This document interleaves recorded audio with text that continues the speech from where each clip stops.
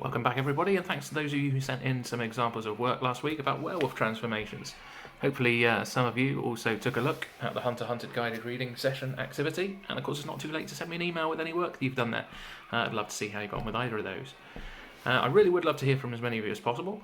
If you want to see an example of some great writing that I did receive, check out Summer's work in this week's edition of Can't Wait.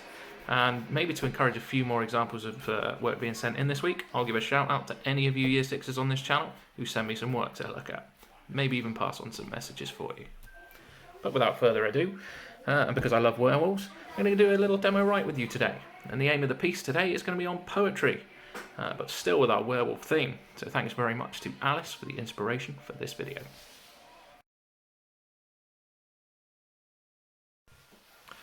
Now you might choose to go today for a piece of narrative poetry, a bit like The Highwayman. Possibly some rhyming poetry, maybe some rhyming couplets, just like we discovered in The Witch's Spell from Macbeth. You might even go acrostic, potentially.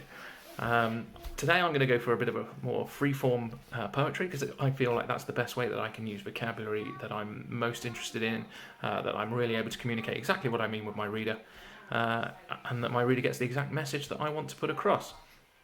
Now, when it comes to you writing your version of the poem, you might want to take a look at some pictures for some inspiration. I've gone ahead and put some things together for you. As if you have a look down there in the video description, you'll find a link to a PDF file with a few different images of werewolves. As always, guys, I know you guys are connected to the internet because you're watching this video, and it's really important to stay safe when you're on the internet. Think carefully about the search terms that you're looking at here. If you're going to go off and look for pictures of werewolves, you don't know exactly what you're going to find. For that reason, I put together these pictures for you, and I strongly urge you not to go looking for yourself, because you may come across some images that just aren't age appropriate for you. Remember that staying safe online is always a priority for us and for you. And remember, if you want to remind yourself on some of the rules, how to stay safe online, it's a good idea to go and visit www.thinkyouknow.co.uk.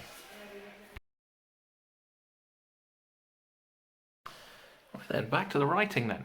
So, if you did go ahead and look at some of those pictures, you'll also have found that there's some vocabulary handily written there for you to just give you some ideas and a bit of a starting point. Now for my poem, as I said before, I'm going to go free verse. I don't want to be too stuck with a particular rhyming pattern or like a 4-line verse structure or anything like that that restricts me too much. I just want to go freestyle. I'm also looking to change, I think, in my poetry, really focus on the change from man to werewolf in that transition and that transformation, because that's the story that I kind of want to tell. It's almost going to be a sort of narrative poem with a bit of an explanation feel to it as well, just bringing in a lot of the ideas that we've put together in the last few videos. So let's go ahead and get started.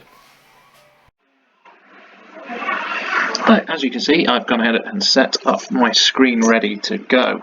So first part of my poem, because it's a sort of narrative feel poem, I want to set a bit of a scene. So I'm going to start with something like dark and shadowed branches. That's where he is.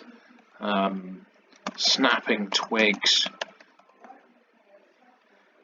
Actually, you know what? Slight change of plan.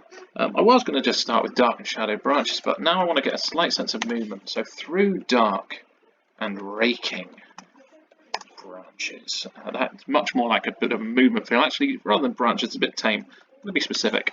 Through dark and raking bramble, over snapping twigs. Now I've got this kind of pattern going with a bit of prepositional language just to set where we are. So let's carry on with that preposition stuff with an under. Under flooding moonlight. Why not? So that's kind of giving us a sense of where he is. He's probably in some sort of clearing, maybe a clearing in the woods. And what's he doing there? He waits. Full stop, because I want to give that passage of time. Then,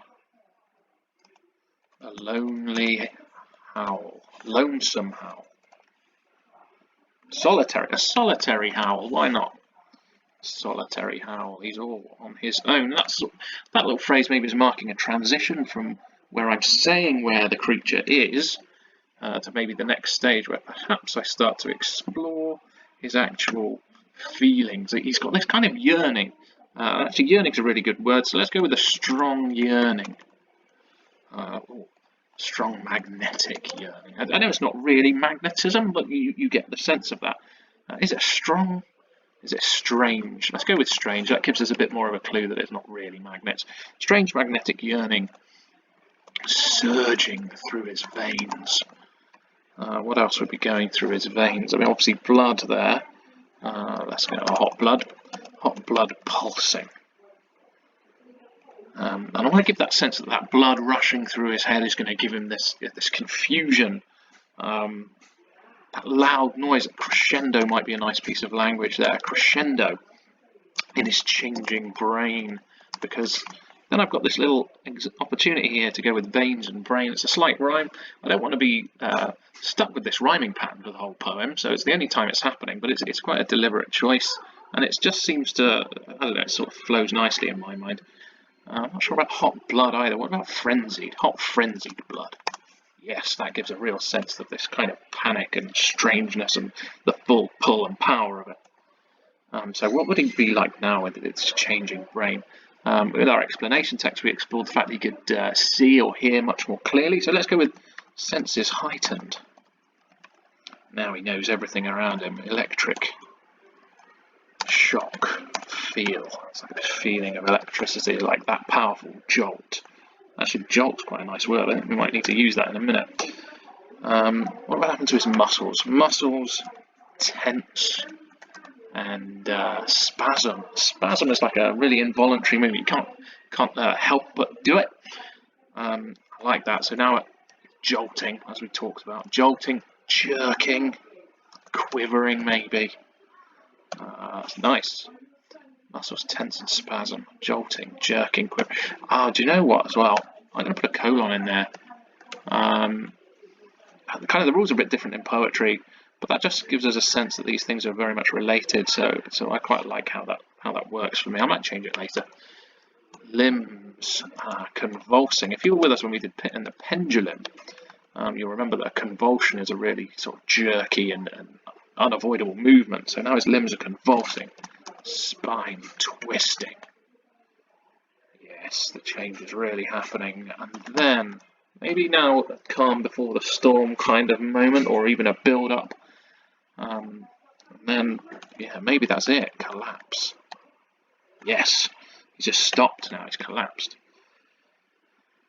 And the change is kind of finished. So I need to think about capping this off with what's going to happen next. So let's go with once man, now beast. Really signal to the leader, make it absolutely sure we're done. What will he be doing now? He hunches, sniffs the air. And then, once more, we've got that sort of then linkage. Those are really short parts linking the different stanzas of the poem. Then, well, what now? Gone. Perhaps he just disappears. He's gone. I quite like the feel of that poem. Maybe give it a read through. Through dark and raking bramble, over snapping twigs, under flooding moonlight, he waits. Then the solitary howl.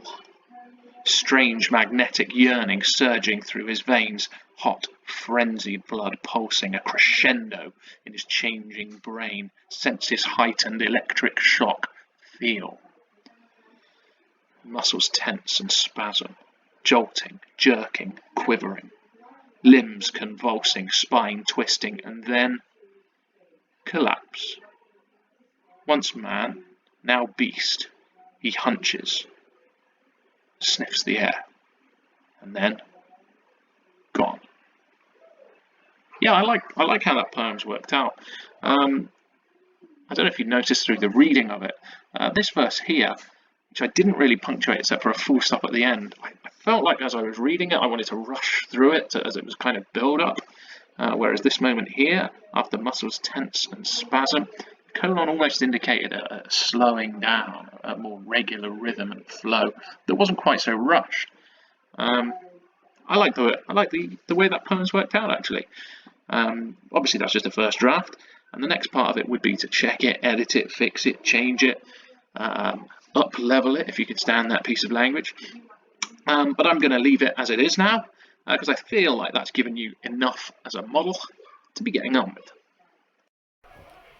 So there we have it. Challenge down. Can you write a piece of werewolf poetry? It can be in any form you like. You don't have to do anything at all with the model that I just showed you. I just wrote that because I quite enjoy writing poetry that way. If you want to give it a go too, then by all means do. As I said though, if you want to try your poem in a totally different way, that's great also. If you want to try any of the pieces of work we talked about last week and send them in, that would be fab too. I'm really interested in what any of you guys are up to, both at Catherine Way and broader throughout the Trust if you're watching. For now then, we'll leave it at that. I'd love to make a little video in a couple of days' time sharing some of the brilliant examples. So remember, if you want to submit some work to me, just send it into the email that you find down there in the description. And let's see what we can do. Until next time, take care. Bye-bye.